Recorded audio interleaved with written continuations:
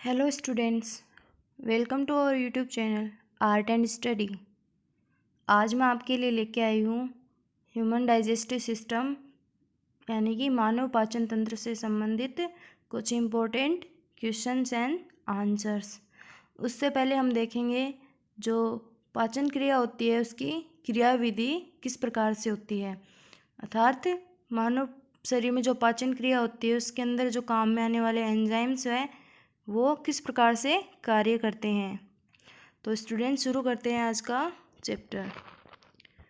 तो जो मनुष्य के शरीर में जो एंजाइम स्रावित होते हैं वो कहाँ कहाँ से स्रावित होते हैं और उनके कार्य क्या क्या होते हैं। तो पहला हम देखते हैं कि लार ग्रंथि से स्रावित होने वाले एंजाइम्स के बारे में।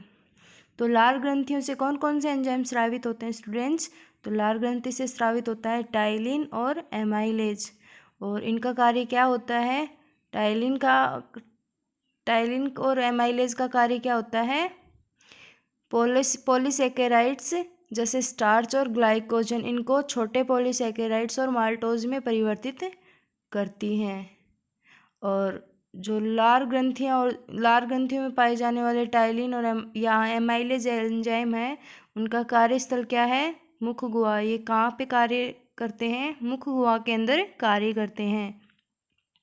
अब हम देखते हैं आमाशय अर्थात जठर रस।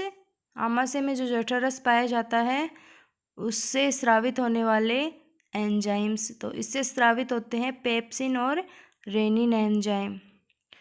तो इनके कार्य क्या हैं? तो जो पेप्सिन एंजाइम होता है वो तो प्रोटीन को पेप्टाइड में चेंज करता है और जो रेनिन एंजाइम होता है वो केसिन को पैराकेसिन में चेंज करता है।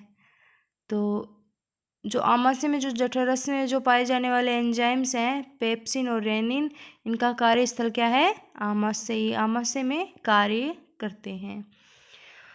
अब हम देखते हैं अग्नाशय से स्रावित होने वाले एंजाइम्स के बारे में।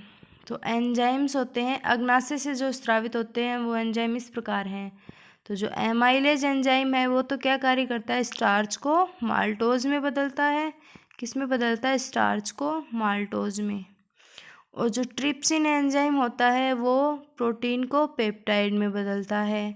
और जो क्राइमोट्रिप्सिन एंजाइम होता है वो भी प्रोटीन को पेप्टाइड में बदलता है। और जो कार्बोक्सी पेप्टाइडेज होता है वो किसको किस में बदलता है? प्रोटीन व पेप्टाइड को एमिनो एसिड्स में बदलता है।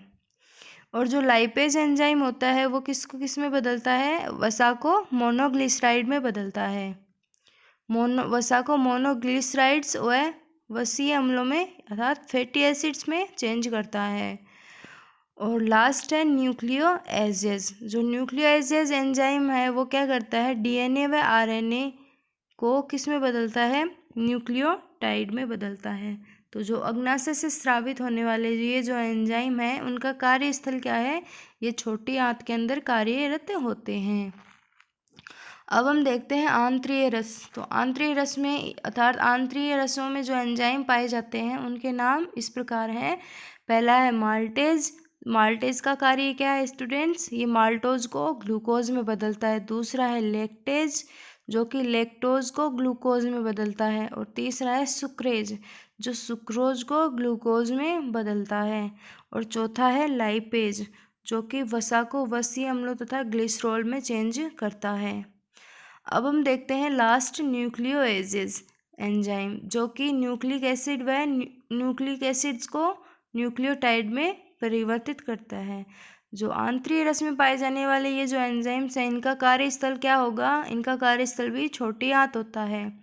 तो ये थे स्टूडेंट्स मानव पाचन तंत्र की जो पाचन क्रिया होती है उसकी क्रिया विधि और उसके अंदर जो काम में आने वाले एंजाइम्स हैं वो इस प्रकार से कार्य करते हैं। तो अब हम देखते हैं हम मानव पाचन तंत्र से पूछे जाने वाले महत्वपूर्ण प्रश्नों को। ये क्वेश्चंस बहुत ही इम्पोर्टेंट है। तो चलिए शुरू करते हैं आज का पहला क्वेश्चन। तो आज का पहला क्वेश्चन है मानव आहार नाल की लंबाई कितनी होती है? तो मानव आहार नाल की लंबाई कितनी होती है? इस क्वेश्चन के ऑप्शन हैं। ऑप्शन नंबर ए है 12 फुट, ऑप्शन नंबर बी है 18 फीट, ऑप्शन नंबर सी है 24 फीट और ऑप्शन नंबर डी है 27 फीट। तो इस क्वेश्चन का सही आंसर होगा 30 फीट। तो मनुष्य के आहार की लंबाई होती है 30 फीट। अब हम देखते हैं आज का दूसरा क्वेश्चन।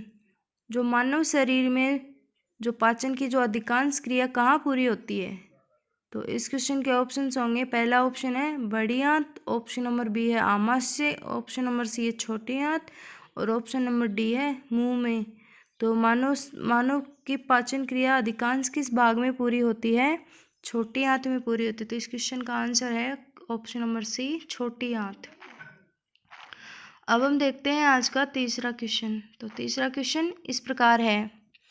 जो ग्रास नाल से भोजन आमाशय में आता है वो सबसे पहले किस भाग में पहुंचता है? तो ये था आज का तीसरा क्वेश्चन।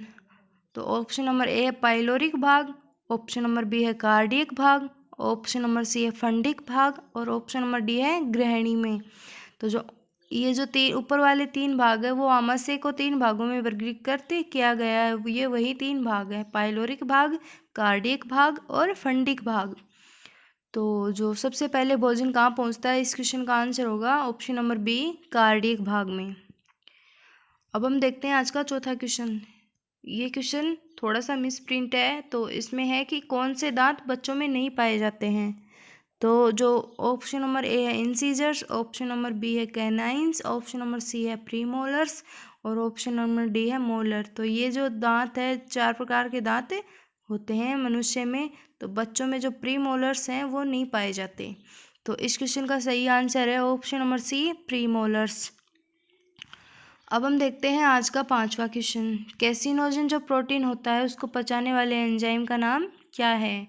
तो कैसिनोजन प्रोटीन को पचाने वाले एंजाइम का नाम क्या है? इस क्वेश्चन के ऑप्शन होंगे trypsin, option number B pepsin, option number C rennin और ऑप्शन नंबर डी हिपेरिन। तो इस क्वेश्चन का सही आंसर है ऑप्शन नंबर सी, रेनिन। अब हम देखते हैं आज का 6वां क्वेश्चन। 6वां क्वेश्चन इस प्रकार है। पितरस का स्राव कहाँ से होता है?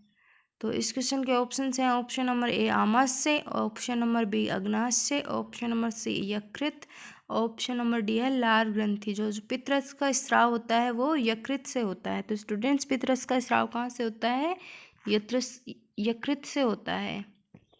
अब हम देखते हैं आज का 7वां क्वेश्चन।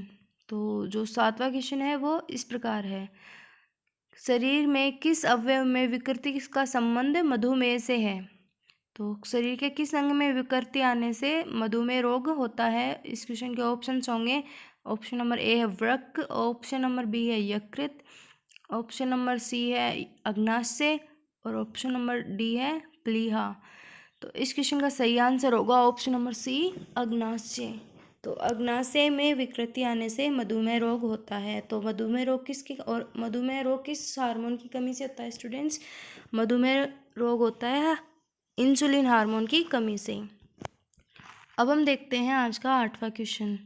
तो जो मानव की पाचन क्रिया संपन्न होती है वो किन विधियों से होती है? तो ऑप्शन नंबर ए है रासायनिक विधि से, ऑप्शन नंबर बी है यांत्रिक विधि से, ऑप्शन नंबर सी है विद्युत विधि से और ऑप्शन नंबर डी है ऑप्शन ए और बी दोनों सही। तो इस क्वेश्चन का आंसर होगा रासायनिक विधि से और यांत्रिक विधि दोनों से। तो इस क्वेश्चन का सही आंसर होगा ऑप्शन नंबर डी। तो जो पाचन की क्रिया विधि संपन्न होती है वो रासायनिक व यांत्रिक विधि दोनों से मिलकर होती है। अब हम देखते हैं आज का 9वां क्वेश्चन। निम्न में से कौन सा खाद्य पदार्थ कौन है जो खाद्य कणों को चिपकने में सहायता करता है और उसे बोलस के रूप में बदलता है? तो ये था आज का 9वां क्वेश्चन। तो इस क्वेश्चन के ऑप्शन है लारीय एंजाइम, ऑप्शन नंबर बी है श्लेष्मा, ऑप्शन नंबर सी है जठर रस, ऑप्शन नंबर डी है लेक्रीमला ग्रंथि का स्राव। तो इस क्वेश्चन का सही आंसर होगा जो श्लेष्मा होता है वो खाद्य कणों को चिपकने का कार्य करता है और खाद्य को मुंह में बोलस की अवस्था में परिवर्तित करता है खाद्य पदार्थ को। अब हम देखते हैं आज का 10वां क्वेश्चन। विभिन्न स्तरों पर भोजन और भोजन पचित रस तथा अवशिष्ट की गति को कौन नियंत्रित करता है? जो भोजन के पाचन के विभिन्न स्तर हैं उनमें भोजन तथा भोजन के पचित रसों तथा अवशिष्ट की गति को कौन नियंत्रित करता है? तो इस क्वेश्चन के ऑप्शन है, ऑप्शन नंबर ए है संवरणी पेशियाँ, ऑप्शन नंबर बी है म्यूकस, ऑप्शन नंबर सी है श्लेष्मा उपकला और ऑप्शन नंबर डी है ऑप्शन नंबर ए व बी दोनों। तो इस क्वेश्चन का आंसर होगा ऑप्शन नंबर ए संवरणी पेशियाँ। तो ये कार्य कौन करता है? संवरणी पेशियों के द्वारा किया जाता है। एपिग्लोटिस, आज का 11वां क्वेश्चन है। एपिग्लोटिस का जो मुख्य कार्य क्या होता है? ऑप्शन नंबर ए है भोजन को ग्रसनी में भेजना, दूसरा है भोजन को श्वास नली में जाने से रोकना, तीसरा है भोजन को ग्रहणी तक पहुंचाना और ऑप्शन नंबर डी है इनमें से कोई नहीं। तो जो एपिग्लोटिस है जो कि गले में पाया जाता है उसका कार्य क्या है? भोजन को श्वास नली में जाने से रोकने के लिए एपिग्लोटिस काम में आता है। आज का 12वां क्वेश्चन इस प्रकार है, निम्न में से कौन सा एंजाइम अग्नाशय से स्रावित नहीं होता है? तो इस क्वेश्चन के ऑप्शन है, ऑप्शन नंबर ए है एमाइलेज, दूसरा है ट्रिप्सिन, तीसरा है रेनिन, चौथा है लाइपेज। तो इस क्वेश्चन का सही आंसर होगा रेनिन। तो रेनिन का स्राव अग्नाशय से नहीं होता है। तो रेनिन का स्राव कहाँ से होता है? आमाशय से होता है। अब हम देखते हैं आज का 13वां क्वेश्चन। तो 13वां क्वेश्चन इस प्रकार है, जीभ का कौन सा भाग खट्टे स्वाद के का आभास करवाता है? तो पहला ऑप्शन है अगला भाग, दूसरा है पिछला भाग, तीसरा है पार्श्व भाग, चौथा है मध्य भाग। तो जो जीभ का पार्श्व भाग है वो खट्टे स्वाद का आभास करवाता है। तो इस क्वेश्चन का आंसर होगा ऑप्शन नंबर सी। अब हम देखते हैं कि कौन सा निम्न में से सलाइवा का लाभ नहीं है? तो सलाइवा के कार्य क्या, इनमें से जो ऑप्शन है वो सलाइवा के कार्य, इनमें से कौन सा सलाइवा का लाभ नहीं है? तो ये है ऑप्शन नंबर ए, भोजन को निगलने में सहायता करती है, दूसरा है ये शरीर में आरबीसी की वृद्धि करती है, तीसरा है ये मुख व दांतों को साफ रखती है, चौथा है ये होठों व जीभ की गति को अनुकूल बनाकर बोलने में मदद करती है। तो यहाँ ऑप्शन नंबर जो बी है वो इसका सही आंसर होगा कि आरबीसी का निर्माण, जो आरबीसी में वृद्धि नहीं करती, कौन नहीं करता? सलाइवा का कार्य ये नहीं होता कि आरबीसी में वृद्धि करे। तो ऑप्शन नंबर बी इस क्वेश्चन का सही आंसर होगा। अब हम देखते हैं आज का 15वां क्वेश्चन। तो जो डायस्टेज एंजाइम होता है, डायस्टेज एंजाइम होता है उसका स्रोत क्या होता है? तो जो डायस्टेज एंजाइम होता है उसका स्रोत होता है, अर्थात ये कहाँ से स्रावित होता है? तो पहला ऑप्शन है लार, दूसरा है आमाशय, तीसरा है यकृत, चौथा है अग्नाशय। तो इस क्वेश्चन का सही आंसर होगा लार से। तो डायस्टेज एंजाइम का स्रोत कहाँ से होता है? लार से। तो जो स्टूडेंट्स ये जो क्वेश्चन करवाए जा रहे हैं वो बहुत ही इंपॉर्टेंट क्वेश्चन है और ह्यूमन डाइजेस्टिव सिस्टम से पूछे जाने वाले इंपॉर्टेंट क्वेश्चंस में से हैं। इनमें से कई क्वेश्चन पिछले एग्जाम्स में, कॉम्पिटिटिव एग्जाम्स में पूछे जा चुके हैं। तो अब हम देखते हैं आज का 16वां क्वेश्चन। जो HCl होता है, हाइड्रोक्लोरिक एसिड, जो कि जठर रस के रूप में काम में आता है, वो भोजन को पचाने में सहायक होता है। ये कौन से अंग में होता है? तो इसके ऑप्शंस है, पहला है अग्नाशय, दूसरा है आमाशय, तीसरा है यकृत, चौथा है इनमें से कोई नहीं।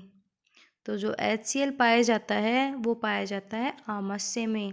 तो इस क्वेश्चन का सही आंसर होगा ऑप्शन नंबर बी, आमाशय। अब देखते हैं आज का 17वां क्वेश्चन। जो पाचन की क्रिया में प्रोटीन निम्न में से किस पदार्थ में बदल जाती है? तो प्रोटीन जो पाचन की क्रिया के फलस्वरूप किस में बदलेगी? इसके ऑप्शंस हैं, पहला है फैटी एसिड, दूसरा है ग्लूकोज, तीसरा है एमिनो एसिड्स, चौथा है माल्टोज। तो इस क्वेश्चन का सही आंसर होगा प्रोटीन्स किस में चेंज होती हैं? एमिनो एसिड्स में चेंज होती हैं। अब हम देखते हैं आज का 18वां क्वेश्चन। तो कौन सा एमिनो एसिड्स मानव के पोषण के लिए अर्ध अनिवार्य माना जाता है?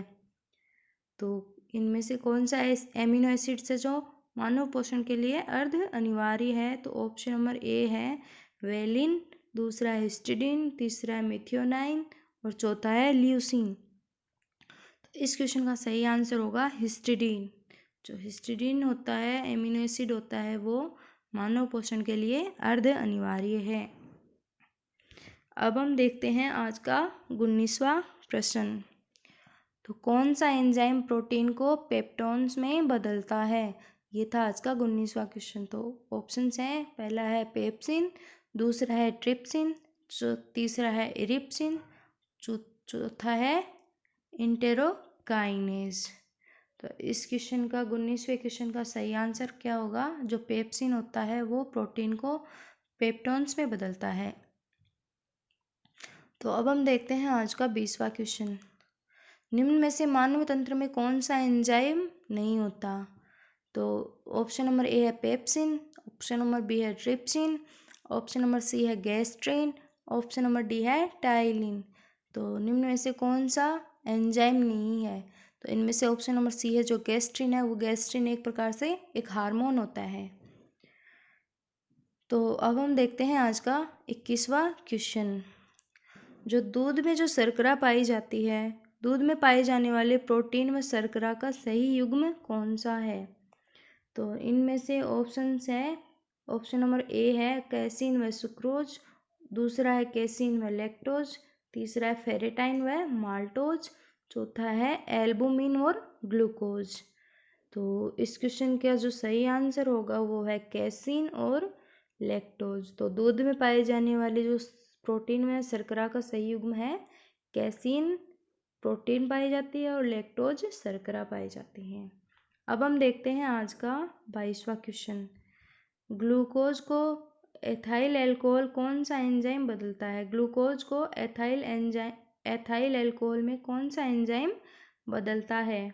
तो ऑप्शंस हैं, पहला है इन्वर्टेज, दूसरा है माल्टेज, तीसरा है जाइमेज और चौथा है डाइस्टेज एंजाइम। तो ऑप्शन नंबर इस क्वेश्चन का 22वें क्वेश्चन का सही आंसर क्या होगा? जो जाइमेज एंजाइम है वो ग्लूकोज को इथाइल अल्कोहल में परिवर्तित करता है। अब हम देखते हैं आज का 23वां क्वेश्चन। तो 23वां क्वेश्चन इस प्रकार से है कि किस एंजाइम की उपस्थिति के कारण HIV अपना आकार बदल लेता है? तो इस क्वेश्चन के ऑप्शंस हैं, ऑप्शन नंबर ए रिवर्स ट्रांसक्रिप्टेज, दूसरा है इंटेरोकाइनेज, तीसरा है न्यूक्लियोटाइडेज और चौथा है एमाइलेज। तो HIV अपना आकार बदल देता है वो रिवर्स ट्रांसक्रिप्टेज एंजाइम के कारण बदलता है। तो सही आंसर होगा ऑप्शन नंबर ए। अब हम देखते हैं आज का 24 नंबर क्वेश्चन। तो कौन से अंग पर उंगली के समान उभरी हुई संरचनाएं होती है जिन्हें दीर्घरोम या रसांकुर कहा जाता है? तो इस क्वेश्चन के ऑप्शंस है, पहला है बड़ी आंत, दूसरा है आमाशय, तीसरा है छोटी आंत और चौथा है पेट।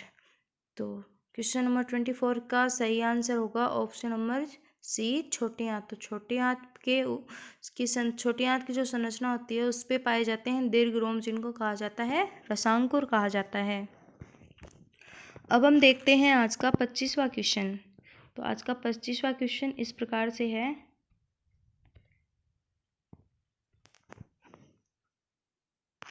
तो 25वां क्वेश्चन किस प्रकार से स्टूडेंट्स?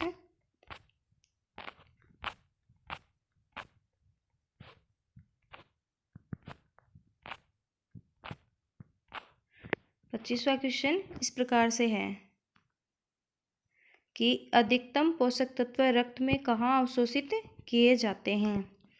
तो अधिकतम जो पोषक तत्व शरीर में वो कहाँ अवशोषित किए जाते हैं? तो ऑप्शंस हैं, पहला है बड़ी आंत, दूसरा है छोटी आंत, तीसरा है मुंह और चौथा है पेट।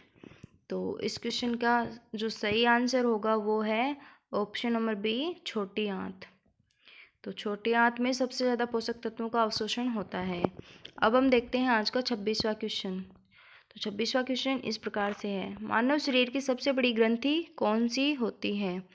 तो जो ऑप्शन नंबर ए है लीवर, दूसरा है थायराइड, तीसरा है पीयूष और चौथा है लार ग्रंथि। तो इस क्वेश्चन का सही आंसर होगा लीवर। जो लीवर होता है वो मनुष्य की सबसे बड़ी ग्रंथि होती है। अब हम देखते हैं आज का 27वां क्वेश्चन। तो 27वां क्वेश्चन इस प्रकार से है। तो लीवर किसका भरपूर स्रोत होता है स्टूडेंट्स? इसके ऑप्शंस हैं शर्करा, दूसरा है वसा में घुलनशील विटामिन, तीसरा है खनिज और चौथा है प्रोटीन। तो जो लीवर होता है वो वसा में घुलनशील विटामिन्स का भरपूर स्रोत होता है। अब हम देखते हैं आज का 28वां क्वेश्चन। तो निम्न में से कौन सा अंग होता है जो एक भी पाचक एंजाइम का स्राव नहीं करता है। तो इस क्वेश्चन के ऑप्शन है लार ग्रंथि, ऑप्शन नंबर बी है लीवर, ऑप्शन नंबर सी है अग्नाशय, ऑप्शन नंबर डी है तिल्ली। तो 28वें क्वेश्चन के जो सही आंसर होगा वो है ऑप्शन नंबर बी लीवर या यकृत। अब हम देखते हैं आज का 29 नंबर क्वेश्चन। तो जो मानव शरीर की कौन सी ग्रंथि एक साथ अंतःस्रावी तथा बहिस्रावी दोनों की तरह कार्य करती है। तो इस क्वेश्चन का सही आंसर क्या होगा। तो ऑप्शन देखते हैं। ऑप्शन नंबर ए अग्नाशय, दूसरा है लीवर, तीसरा है पीयूष, चौथा है ऑप्शन नंबर डी थायराइड। तो इस क्वेश्चन का सही आंसर होगा जो अग्नाशय होती है वो अंतःस्रावी तथा बहिस्रावी दोनों का कार्य करती है। तो अब हम देखते हैं आज का 30वां है लास्ट क्वेश्चन। तो जो पैनक्रियाज की जो कोशिकाएं होती हैं और जो इंसुलिन उत्पन्न करती हैं उन कोशिकाओं को क्या कहते हैं। जो इंसुलिन की जो कमी होती है उससे जो मधुमेह रोग होता है तो इनके लिए उत्तरदायी होती है पैनक्रियाज की कोशिकाएं। तो इनको क्या कहा जाता है। तो ऑप्शन नंबर ए है थाइमस, दूसरा है एस्ट्रोजन, तीसरा है कार्पस एपिडिडाइमिस और चौथा है आइसलैंड ऑफ लैंगरहैंस सेल्स। तो इस क्वेश्चन का सही आंसर होगा option number C corpus epididymis. तो पैनक्रियाज की कोशिकाओं को क्या कहा जाता है, कार्पस एपिडिडाइमिस। तो ये थे स्टूडेंट्स ह्यूमन डाइजेस्टिव सिस्टम से पूछे जाने वाले इम्पोर्टेंट क्वेश्चंस जो कि बहुत ही इम्पोर्टेंट है। तो स्टूडेंट्स अगर ये क्वेश्चंस आपको अच्छे लगे तो चैनल को लाइक, सब्सक्राइब एंड शेयर करें। Thank you students for watching this video. Thanks.